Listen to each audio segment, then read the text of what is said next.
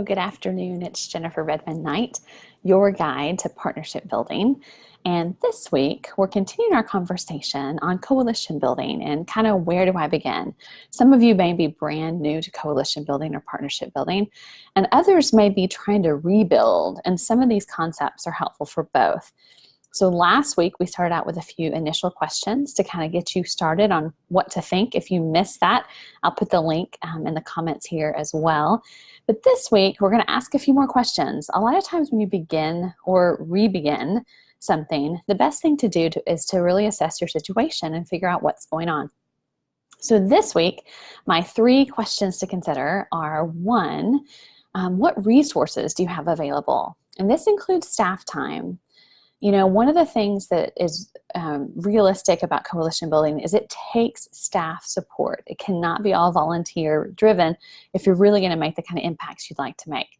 So what resources do you have? When I began coalition building, we were able to do a lot more because we just had a lot more staff, a lot more resources. And then we had limitations put on the staff effort.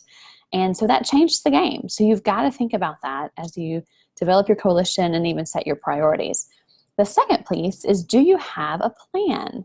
And this plan does not have to be complicated. This plan does not have to be something that is, huge by any means. It could be a 1-page plan. Kind of where are you going? What do you want to do?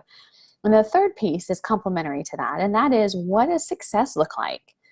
Again, that's a conversation you can have with your team, with your coalition members and others to really find out what success looks like.